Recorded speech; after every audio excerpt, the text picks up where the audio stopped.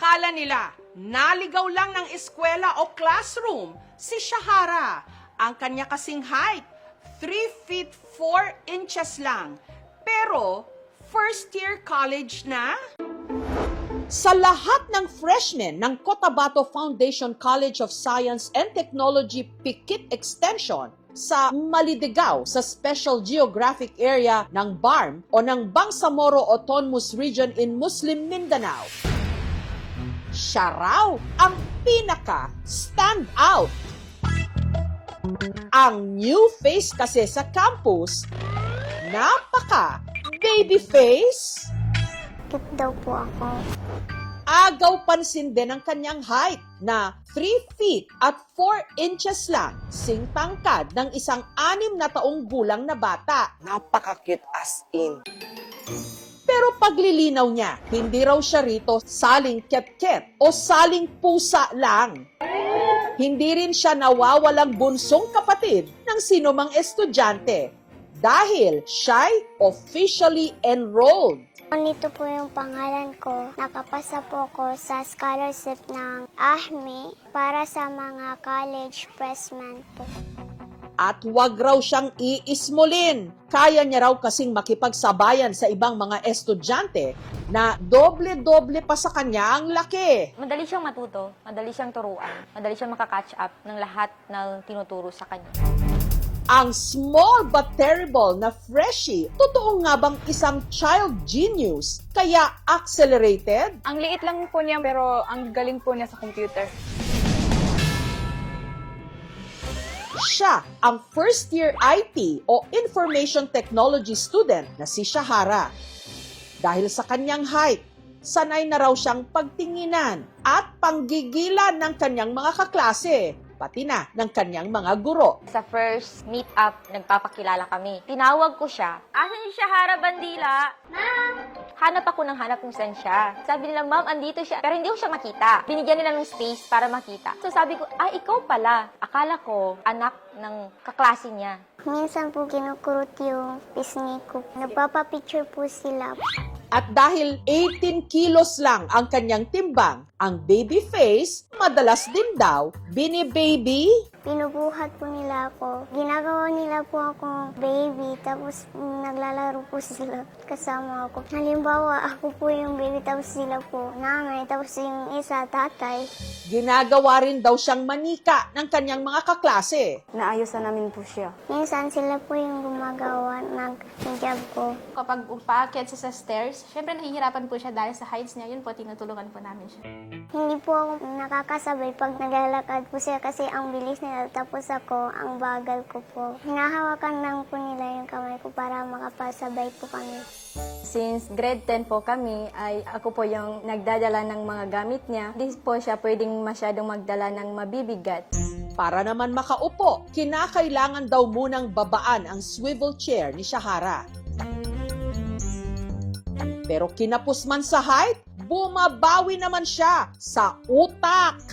Since elementary pa lang siya, madali na po siya. Nung senior high po ako, pag-graduate namin, nakakuha din naman po ako ng with honor. Spell the word apple. Si Shahara, panganay sa 4 na magkakapatid. Kapag po kasi may mga assignments, hindi po sila alam, sa akin po sila pupunta. Siya yung pinakamatanda doon pero siya rin yung pinakamaliit na gamit.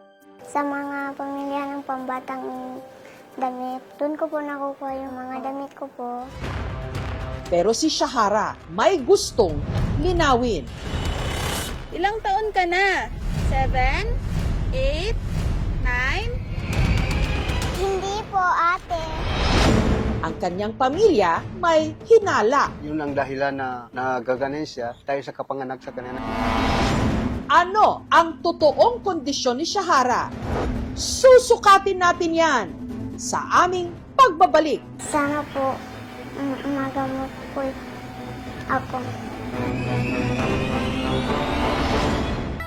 Sa Malidegaw, sa SGA BARM sa Mindanao, namumukod tangi si Shahara. Ang kanya kasing height, 3 feet at 4 inches lang, singtangkad ng isang 6 na taong gulang na bata. Pero pinatunayan niyang siya'y small but terrible. Since elementary pa lang siya, madalino na po siya. Pero hindi raw siya accelerated dahil nasa hustong gulang na siya. Si Shahara kasi, 18 anyos na pala. Ito po yung birth certificate ko. Pinapakita po dito na May 6, 2007 po ako pinanganak. Natutulala po sila kapag nalalaman nila na hindi ako 5 years old, na 18 na po ako. Kung dalaga na pala si Shahara, bakit mukha pa rin siyang bata? Ang hinala ni Sorab at Rama. Ang kondisyon ni Shahara may kinalaman daw sa nangyari nung siya'y ipinanganak. Unang lumabas yung kaliwang paa niya. Di na kaya nung manghihilot, mapalabas yung batas. Pagpasok ko namin doon sa ospital, nakita ko na yung paa niya na parang ganyan nakaitim. Alas 5, nakalabas na siya. Nangitim na siya. Kaya ginabumbahan pa nila. Mahirap yung paghinga niya. Pero si Shahara, himalang nabuhay. Yun ang dahilan na nagaganin siya. Tayo sa kapanganak sa kanina, mahirap talaga nakalabas. Yung mga pinsan niya, malalaki mga tao mo. Nagtaka rin kami sa kanya, kaya bakit siya lang naging ganyan. Maliban sa kanyang height, si Shahara, sakitin din daw. Pag nagbitbit po ako ng mabibigat na gamit, pagkagabi po sumasakit, pati po yung ulo ko. Hindi pa po ako dinadalaw. Pero dahil kapos, hindi pa raw nila makumpirma ang totoong kondisyon niya. Masakit din pero wala tayong magawa. Gusto ko po talaga malaman kung ano pong dahilan. Bakit hindi po ako tumatangkad. Daptan pa daw. Kaya nitong Sabado, inilapit namin ang kondisyon ni Shahara sa isang espesyalista. Shahara's condition, healthy siya based dun sa physical examination na ginawa ko. Yung hindi lang tugma is yung edad niya but everything is normal. It could be na yung problem niya is related to hormones. Baka growth hormone yung wala sa kanya.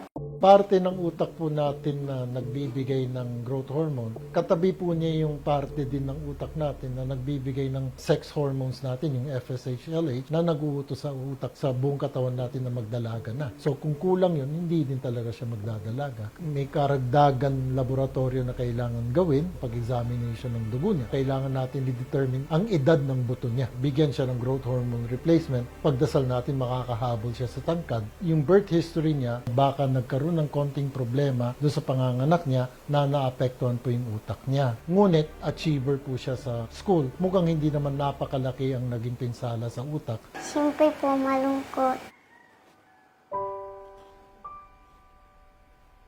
Hindi naman po nawawala ng pag-asa. Sana po magamot po ako. Maliit man sa paningin ng iba, gahigante ang tapang at pangarap ni Shahara. Patunay na walang maliit na pangarap, basta't malaki at matibay ang loob.